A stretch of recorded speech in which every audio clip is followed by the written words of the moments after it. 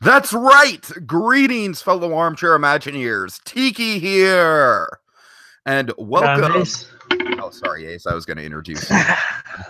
I wasn't sure. We do it different every time. I know. Well, it's like with these results shows, I like to be a little bit more official and less formal about it, but that's not your fault. I'm sorry. That's my fault for not communicating that better. But yes, Tiki here, along with my co-host for season 17, Ace Astro. And Ace, we're here to play some goddamn hungry hippos. Perfect. Let's do this. Because that's what everyone watching this podcast right now has come here to see is hungry hippos. I mean, everyone is stoked for hungry hippos, and I'm going to give them hungry hippos. Darn it. Ace, are you ready? Yeah, I call orange. You call orange? Well, unfortunately, Ace, I don't think there's a way. You're not in the same room with me, so I don't think there's a way we can play together. But you know what? You'll bet on orange. You'll be orange in your heart. All right. Yeah. All right. Let's do it. Wait, comp. Oh, yeah. Wait, human? What? What am I doing here? Oh, play. There we go. Okay. Ah. Oh, beautiful. One. There's one. Oh, orange, come on. You got to pick it up here. Well, you know what? You beat me. I totally. All right, folks. All right, we're kidding aside. We're here to crown the winner of So You Want to Be an Imagineer season 17, the international edition.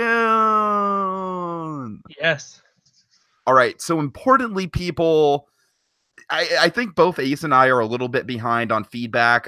We are going to be doing written feedback on this. I've just been incredibly busy with work. And also, guys, I very much intend to give written feedback for the El Grupo projects as well. Don't think I've forgotten about that. It's been crazy with work and podcasts. And just, I basically had a vacation last weekend, an impromptu vacation, even though I was in my hometown. And that's a long story, but I digress. So, basically what we're going to be doing tonight is we're going to be briefly recapping each of the projects and then doing our score. So this isn't going to be a full review of the projects. Ace, what I propose we do is a full season retrospective, probably in the near future. Like if you're available, I don't know, like over the weekend sometime or something like that. Yeah, totally.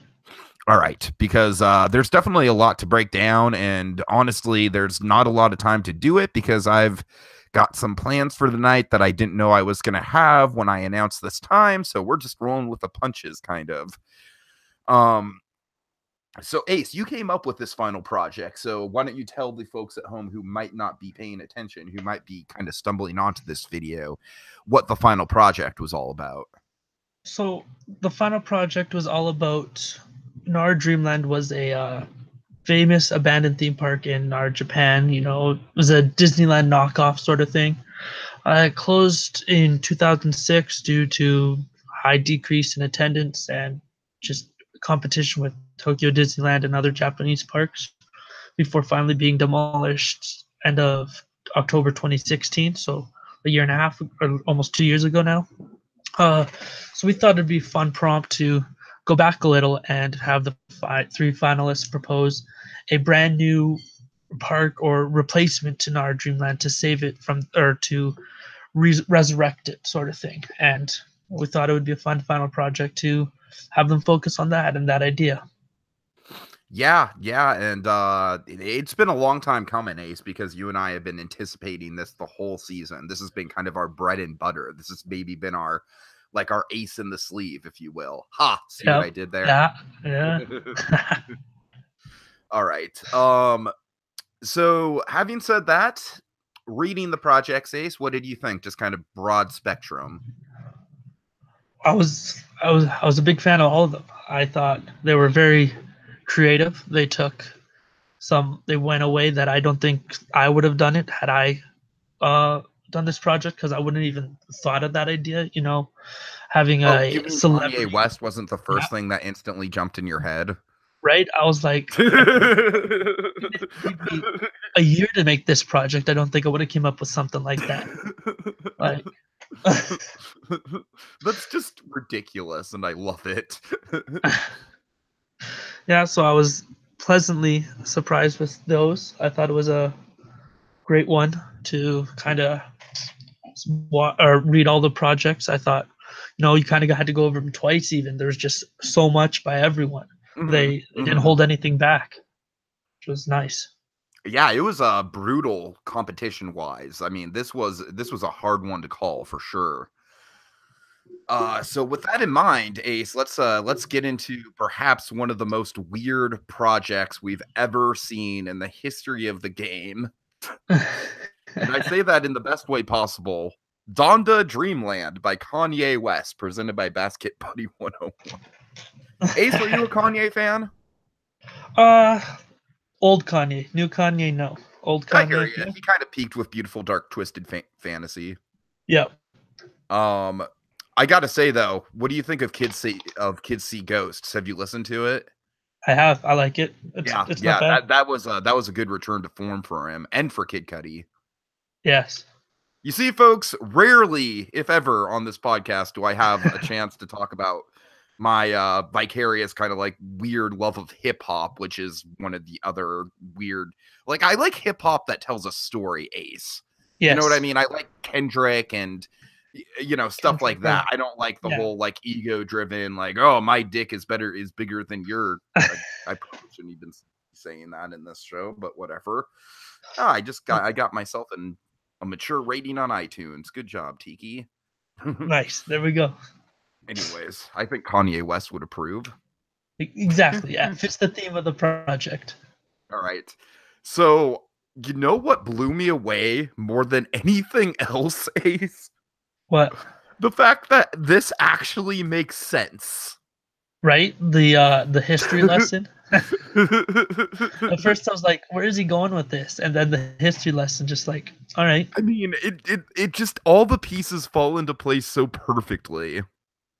Yeah, I was definitely thrown off. I was surprised I think we all were surprised when we saw Kanye project, but he explained parts of it to make it connect, right? It kept it. I mean, the whole part about Kanye's like main artist being being like a big revolutionary Japan artist, like that, it's like, yeah, that totally makes sense. Yep. Totally. Oh man. Oh, I love it. I love it.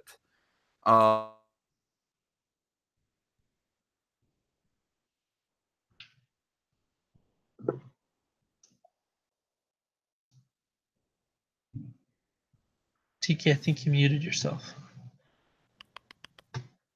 Damn it. Hello? Can you hear me now? Yep. Yeah, you're good. Right, sorry. I need to get myself a new microphone, man. This one's becoming unreliable.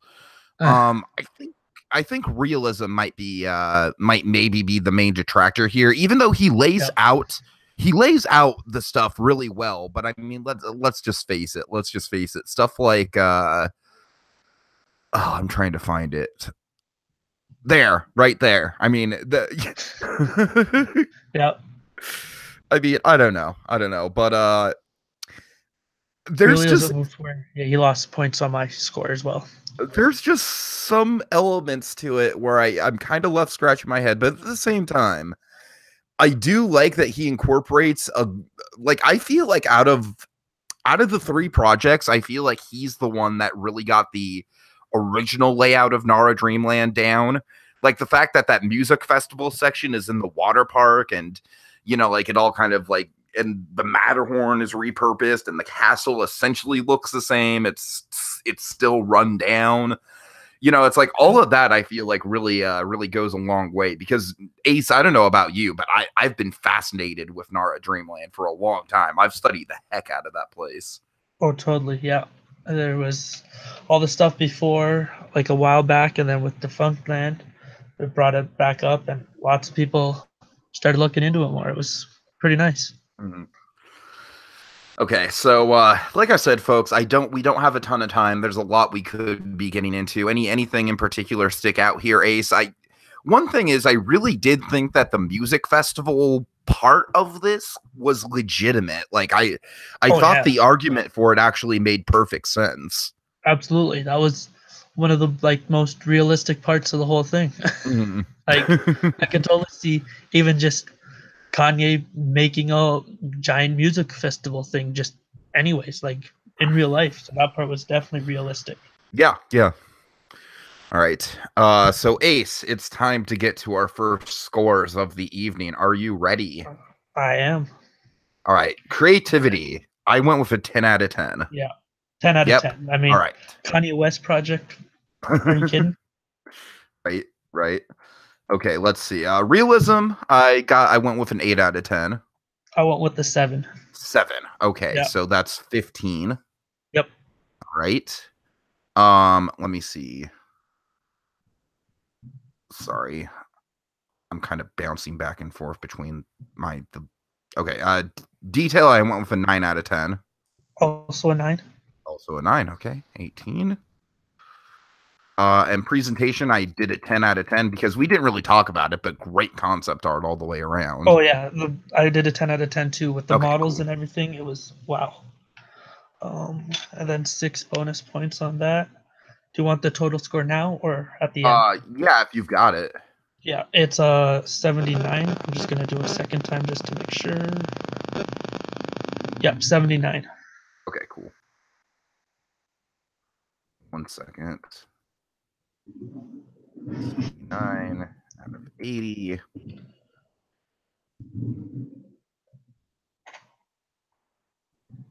Okay. All right, now we move on to FireMountain. And Ace, I think FireMountain's been a really good arc this year. He's had kind of he's a little bit of an underdog story because he really started out as a newcomer, but I think he's been a force to be reckoned with throughout the season, and he makes a really good splash here. I will say that out of the three, I think his is the least ambitious. But what I do like about his is that his really appeals to the urban exploration side of Nara Dreamland. And I like that it's kind of like, yeah, they reopened Nara Dreamland technically, but it's still kind of like a rundown ghetto of a theme park to a certain extent. And the rides aren't really that impressive, even though they have some theme to them. I like that, Ace. It was like there's three radically different approaches here. Like, we have the Kanye West thing, and then we have the weird urban explorer thing that's still kind of a dump but fits in the spirit of Nara Dreamland. And then we have Spaces that we'll get into, which is an entirely different beast unto itself. Yeah. So what do you think here? Well, yeah, like I like FireMountain just for the whole thing because you're right. He did start off as a newcomer. He was on Space's team to start and kind of went under Space's wing right from the beginning for those 2 team projects. Learned the gist of what he needed to know and just took off from there. Past some great veterans of the So You Want to Be an Imagineer history to make it to the final 3. Mm-hmm. And I thought this project was pretty nice. There was parts where he kept that Dreamland theme of, hey, it's an independent company trying to compete against all these other massive theme parks. And I mean, I definitely think that was probably, ironically, Ace, I feel like it's his biggest strength and his biggest weakness because yep. it's like on the realism side of things, it worked really well. But clearly, as I said, it's the least ambitious and for a good reason. Yeah. But still, it's like there's just simply not as much here as there is in the other 2 projects. The one thing that brought realism down for me was the Shovel Knight attraction. Okay, well, the way I looked at the Shovel Knight thing is it's basically a Vekoma boomerang. Totally, but like it's a Vekoma boomerang in a box, essentially. Yes. Yes, it's just I don't know how realistic an IP such as that would be on a opening day for an unknown company. So yeah, the weird thing about Shovel Knight is like Shovel Knight is clearly it's gained a cult following, and it's a trophy in Smash Brothers, which unto itself, I know people wanted him to be a playable character in Smash Brothers, but still, as like that's the first indie game character that's ever appeared in Smash Brothers. That's a huge accomplishment either way. Yeah.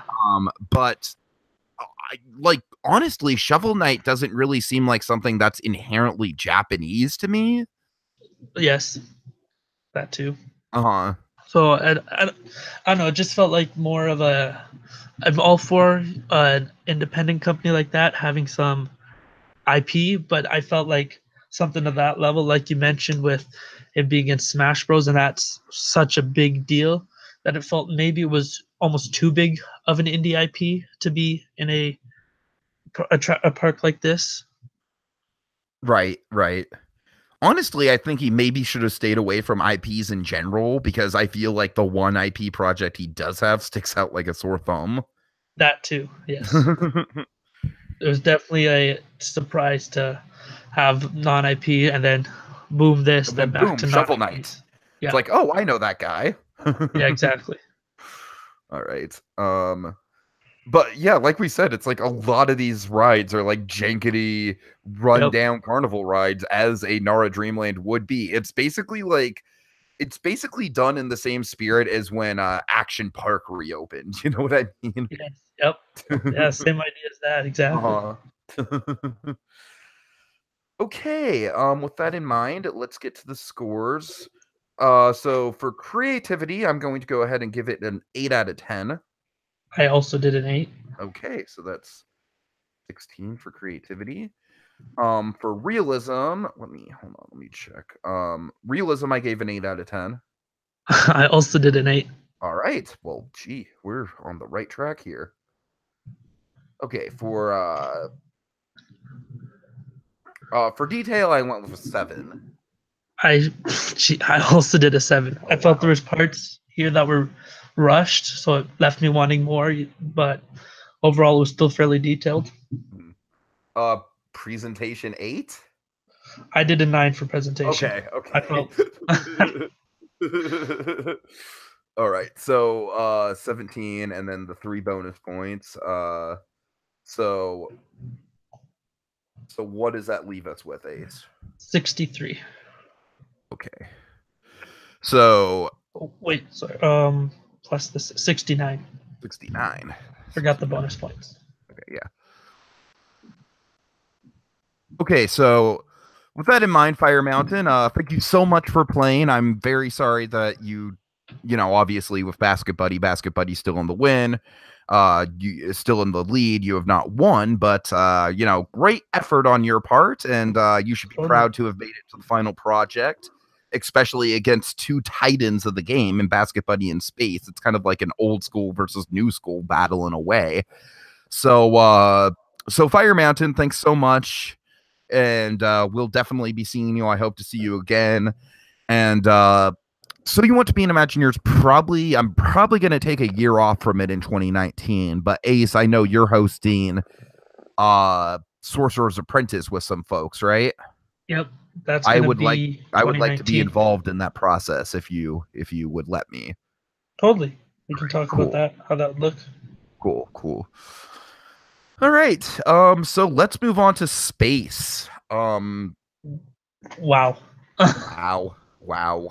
I don't even know what to say, what to start with. Oh, I mean, a Wix site. I always love those. I feel like maybe we should start with our scores and then move on to talking about it. I feel like that might be easier. Okay, that would reveal the winner. I realize that would reveal the winner, but it's hard to talk about this one without gushing about it. All right, let's do it. Okay, let's do it, folks. All right, so creativity, 10 out of 10. Yep. All right, 20. Realism, honestly, I gave it an 8. Oh wow, I gave it another 10. Okay, I'll explain why. Okay, I gave it the 8. All right. When we get to that. Okay. 18. Okay. Detail, 10 out of 10. Yep. 20. Presentation, 10 out of 10. Yep. With that in mind, folks, the winner of So You Want to Be an Imagineer Season 17 is Spacemt. Da, da, da, da. Da, da, da, da. After all these years, Space, you finally get to hear me sing the Price is Right theme song. Okay, look, I didn't want to beat around the bush with this one because this project is truly something special. Yeah, wow. This might be the best project in the history of the game. I'm Yeah. gonna go out on a limb and say it very well might be. I'm almost kind of tearing up just thinking about it because it means a lot. I'm legitimately kind of tearing up, to tell you the truth, because this is Space's last project. It's his final project, apparently. Yep. He's going out with a bang, and honestly, I'm getting a little bit choked up about it, but it really means a lot to me that Space put all this time, all this energy into my game, into something that I made, and this is the end result, and it truly makes this season something special. Like Totally. I'm not exaggerating the fact that I'm teary-eyed right now. It's really like it really was kind of like one of those moments of like, oh wow, I've really created something here, haven't I? Like, Jesus, this guy devoted this much of his time and as his last project ever to this season that, was never going to go down as one of the most memorable seasons of the game or one of the most competitive seasons of the game. It wasn't in the cards for this season. Kind of famously, I had a very tough time getting the season off the gate, and I make no bones about it that I said some things that I regret in the process of the casting and people dropping out and stuff. You're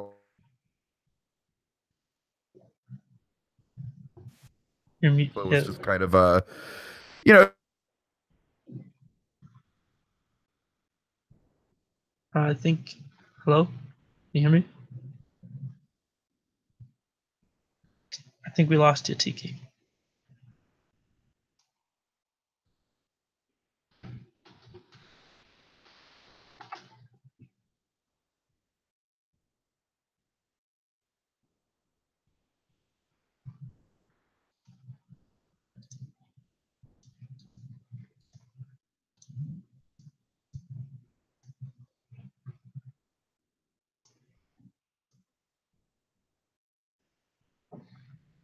Tiki? Hello?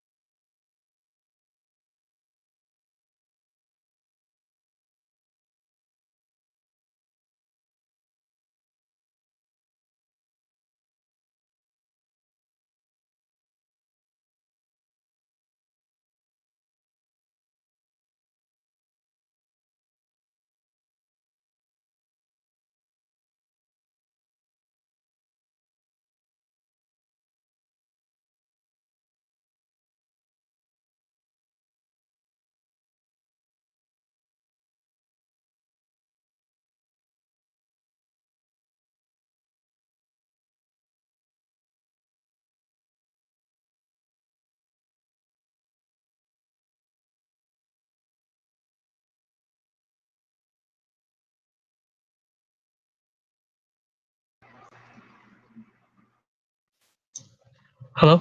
Yo. Hey. Hey, okay, sorry about that. Have you been filling the dead air or No. oh crap. Okay. Well, I guess my computer just randomly shut down and had to perform security, like random emergency security maintenance or something like that. So I Oh, wow. apologize for that, folks. That was really bad timing. Um, but seriously, space. One of, if not the best projects ever, and also one of the things I really want to get out, and then I'll sign out, and I'll have kind of like maybe a lamb by lamb breakdown in written form. I work tomorrow, but I'll definitely intend on getting that out by Friday. All right. Yeah. Okay, but the one thing I want to say is that like Space had this gigantic list of so you want to be an Imagineer Easter eggs, which was like the main thing that made me emotional. I was like, oh my god, Oh, yeah. this guy knows the game better than I do. Holy crap. But in that list of Easter eggs, he didn't include So You Want to Be an Imagineer Season 8 Project 1, which was Mere Disneyland. At least, Ace, you don't remember seeing that, do you? I have the list here. I can look again, but I don't think it was on there. Yeah, I was looking. It was mostly stuff from the WDW Magic era of the game. Yeah. Now, Mere Disneyland is like this is why this and Mere Disneyland are kind of like neck and neck with each other as my favorite projects in the history of the game, is because Mere Disneyland was essentially like create a new Magic Kingdom style park that uses the same hub and spoke layout, but doesn't recycle any of the land themes like Fantasyland or Adventureland. And Oh, Ace, nice. Yeah. that's exactly what Space does here. Yep. And so this, in every sense of the word, is a new Mere Disneyland. It's a new Season 8 Project 1. And that Season 8 Project 1 was my favorite project of all time. Obviously, I've had a lot of time to grow to love that project over the years. I personally worked on that project. That project is actually where the droopy thing that you see now is from. The Toontown Tower of Terror is from. But but yeah, just wanted to point that out. So anyways, Ace, any final thoughts on Space as a winner? I mean, obviously well deserved. Like, this is something that probably was a long time coming for Space. Yeah. He probably should have won season 13, if I'm being honest with you, because season 13, like, look, I mean, I shouldn't say that because Michael was a great winner, and I'm glad that Michael won that season, and Michael worked the killer twist to perfection. But that's the thing, season 13, Ace, I don't know if you're aware of season 13, but it was basically a big murder mystery. Right. Yes. Yes. And, yeah, there were some twists involved. Let's just say that kind of had some controversial results. But yeah, any final thoughts, Ace? No, nothing really. I thought it was a good project. I'll go over my scores in the written response. Why the realism went down a little, but I mean, it was still 38 out of 40 without that. So you see, I was hoping that you'd be talking about the realism when when I dropped. I was hoping that you'd pick up the segue there. Blue Dragon 5 would have picked up the segue, Ace. I'm just kidding. You're right. All right. Well, folks, thanks so much for listening and for playing, and it's been an awesome season. Generally, I feel like Space's final project unto itself catapults this season maybe into the top 10 for me. I'll have to go back and do a season ranking at some point, but the final project, the competitive nature of the season as a whole, a lot of the unconventional projects that we saw, the really good project roster, the rivalry at the beginning of the season between the two teams for the first two projects, all of that kind of culminated in a damn good season with a fantastic winner and final project. Totally. It was a great season. I enjoyed being a co-host. Yeah, thanks so much for your time, Ace. And of course, we're not done with you yet. We're definitely going to need to do at least a final season breakdown podcast at some point in the next week or so. I'll get back to you about that. And in the meantime, again, a big, huge congratulations to Spacemountain for a long overdue win in this game. And I will see you folks later. Have a good night, everyone.